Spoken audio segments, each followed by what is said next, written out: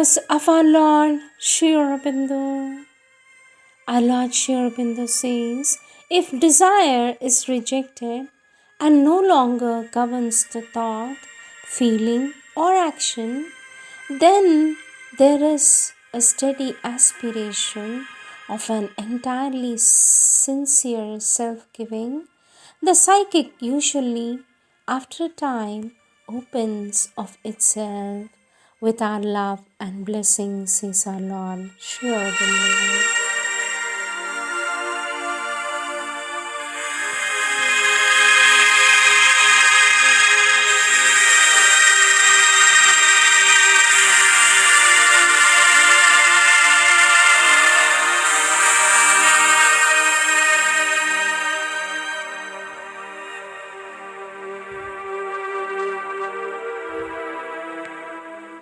Words of our Lord Sri Aurobindo, taken from the collective works of our Lord Sri Aurobindo, volume 30, page 320, topic Psychic Opening, subtopic Two Main Foundations of the Sadhana. Our Lord Sri Aurobindo says there are two main things to be secured as the foundations of the sadhana: the opening of the psychic being and the realization of the self above. For the opening of the psychic being, concentration on the Divine Mother and self-offering to her are the direct way. The glow of bhakti which you feel is the first sign of the psychic development. A sense of the Divine Mother's presence or force or remembrance of her supporting and strengthening you is the next sign.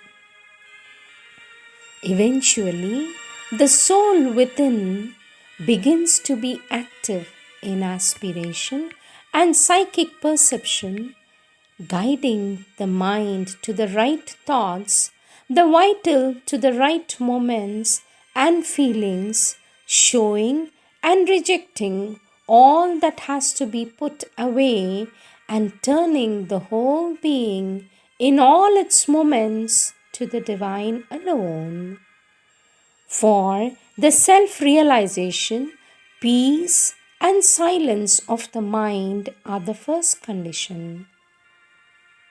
Afterwards, one begins to feel release, freedom, wideness, to live in a consciousness silent, tranquil, untouched by any or all things, existing everywhere and in all, one with or united with the Divine. Other experiences come on the way or may come, such as the opening of the inner vision, the sense of the force working within, and various moments and phenomena of the working, etc. One may also be conscious of the essence of the consciousness and the descents of force, peace, bliss, or light from above, says our Lord Sri Aurobindo.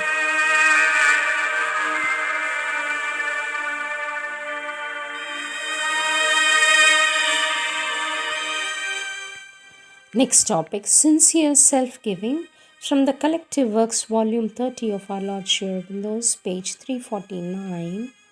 Our Lord Sri Aurobindo says, then only can the psychic being fully open when the sadhaka has got rid of the mixture of the vital motives with his sadhana and is capable of a simple and sincere self-offering to the Divine Mother.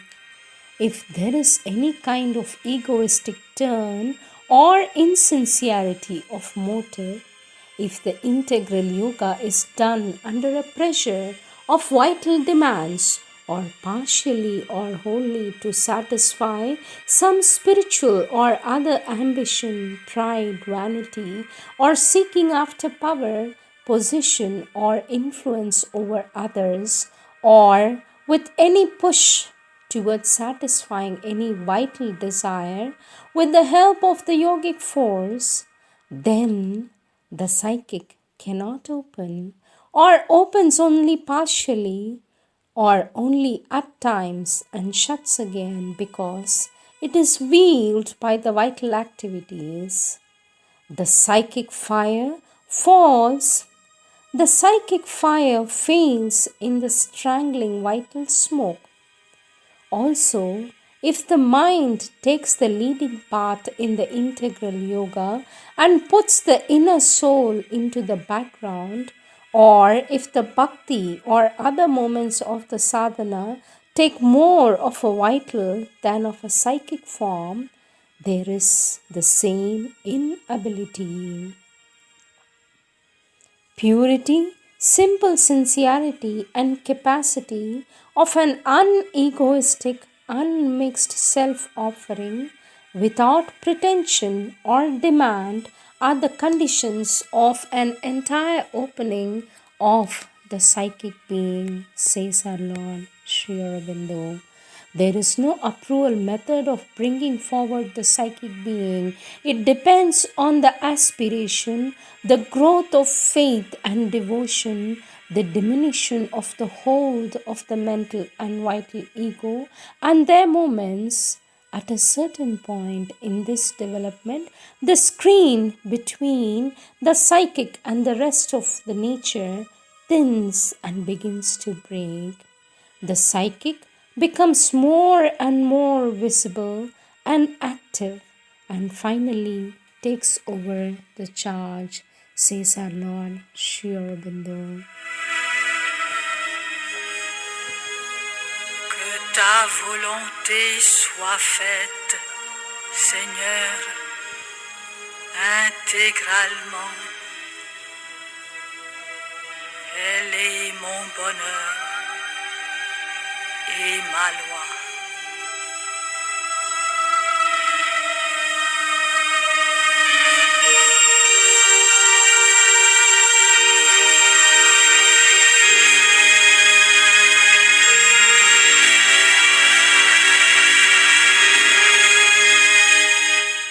Next words of our Divine Mother, taken from the collective works of our Divine Mother, Volume 5, page 240, topic, the unselfish, uncalculating moment. Je l'ai done, O Lord.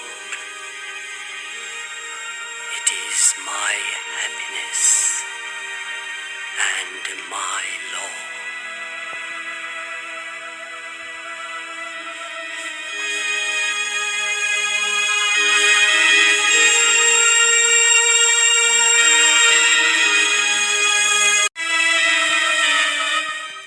Our Divine Mother says the unselfish moment, uncalculating, is the one of the most beautiful forms of the psychic consciousness in the world. But the higher one rises in the scale of mental activity, the rarer it becomes.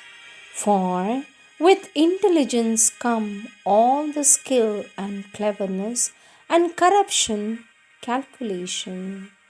For instance, when a rose blossoms, it does so spontaneously for the joy of being beautiful, smelling sweet, expressing all of its joy of living, and it does not calculate. It has nothing to gain out of it. It does so spontaneously in the joy of being and living. Take a human being, well apart with a few exceptions, the moment his mind is active, he tries to get some advantage out of his beauty and cleverness. He wants it to bring him something, either men's admiration or even much more sordid gains. Yet, consequently, from the psychic point of view, the rose is better than human beings. Namaste, namaste, Tapoyoga Gamya. Namaste, namaste, Shruti Gnana Gamya. Om Namo Devishthaya Priyadavadavishthaya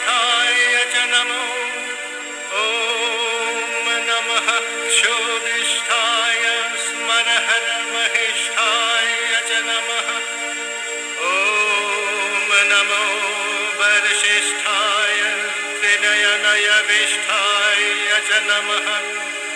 ॐ नमः सर्वस्मैते तदितमतिशर्वाय च नमः।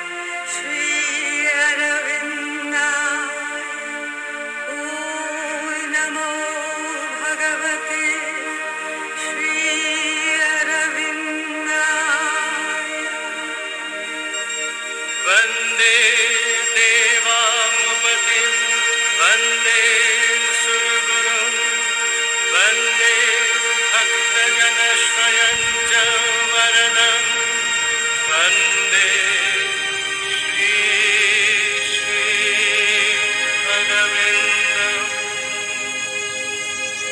ॐ देवेन्द्र मूलिमन्दारमकरन्दकणारुणः विघ्नं हरन्तु मीराचरणम्बुजरे नमः। शरणं शरणं मीरा शरणं शरणं शरणं मीरा शरणं।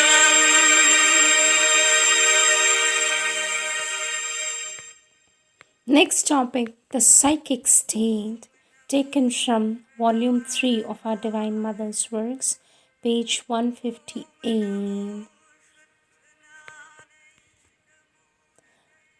Our Divine Mother says, the divine, manifesting itself for the work on earth, appears to act as men do, but really does not. It is not possible to evaluate it by such standards of the obvious and the apparent. But men are utterly in love with their own inferiority and cannot bear to submit to or admit a higher reality. This desire to find fault, this malicious passion to criticize and doubt what something in oneself tells one is a higher reality, is the very stamp of humanity. It marks out the merely human. Wherever, on the other hand, there is a spontaneous admiration for the true, the beautiful, the noble, there is something divine expressed.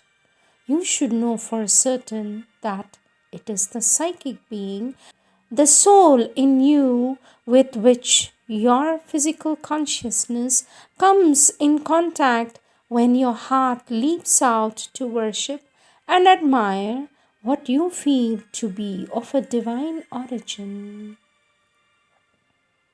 Our Divine Mother says, the moment you are in front of what you feel to be such, you should be moved to tears of joy. It is the mean creature who stops to reflect, yes, it is something great, but it would be worth admiring if it fell to my lot, if I were the happy possessor of this quality, the instrument of this superior manifestation. Our Divine Mother says, why should you bother about your ego when the main concern is that the divine should reveal itself wherever it wants in whatever manner it chooses?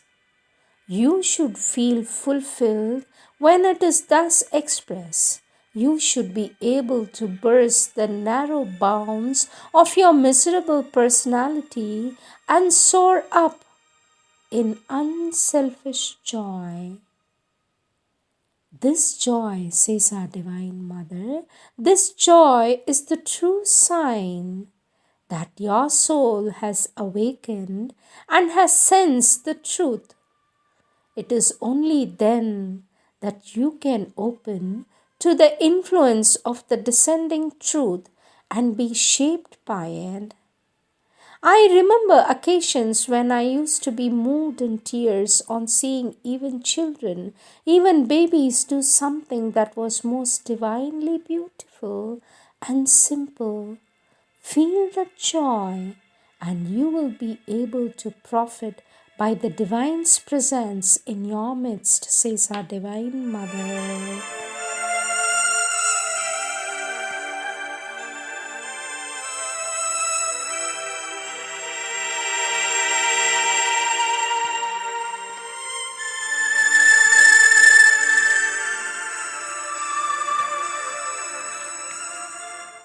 Next topic, being above suffering, taken from the collective works of our Divine Mother, Volume 4, page 45. Our Divine Mother says there is a state of human consciousness. It is not yet superhuman, it is truly human, in which the two things may coexist. One may have sufferings and not feel them, be as if they did not exist. That is a misfortune. A cross touches only the outer consciousness, the physical, the mental, the vital, but the psychic in truth, the psychic is above all suffering. Let us take a very simple example, an illness. A physical disorder brings suffering, at times much suffering, but there are people who are in such a state of consciousness that their physical suffering do not exist. They are not real for them. It is the same thing with separation. If you love someone and are separated from that person, you suffer. This is one of the most of the common of the sufferings. It is the ties which are broken. Well, in a certain state of consciousness, the real link between two beings cannot be broken, for it does not belong to the domain where things break. Therefore, one is above what may happen. Next few words from our Divine Mother's Volume 6, page 6. Question in the topic Psychic Leading the Life. Sweet Mother, how can one know whether the psychic being is in the front or not? For this our Divine Mother says, who? Oneself? It is not felt. No, you didn't feel it? I am not speaking of a small child, for it has no means of control and observation. It lacks the capacity of observation. But then, when one is no longer a baby, doesn't one feel it? It doesn't make a difference. The child nods in assent. Ah, there is not one of you who will dare to tell me that it makes no difference when the psychic is there. When one feels better within oneself, when one is full of light, hope, goodwill, generosity, compassion for the world, and sees life as a field of action, progress, realization. Doesn't it make a difference from the days when one is bored, grumbling, when everything seems ugly, unpleasant, wicked, when one loves nobody, wants to break everything, gets angry, feels ill at ease, without strength, without energy, without joy? That makes a difference, doesn't it? Question, Sweet Mother, what is the right attitude to stick onto this path till the supramental truth is realized? For this, our Divine Mother says, there is the psychic condition and sincerity and the devotion to the Mother.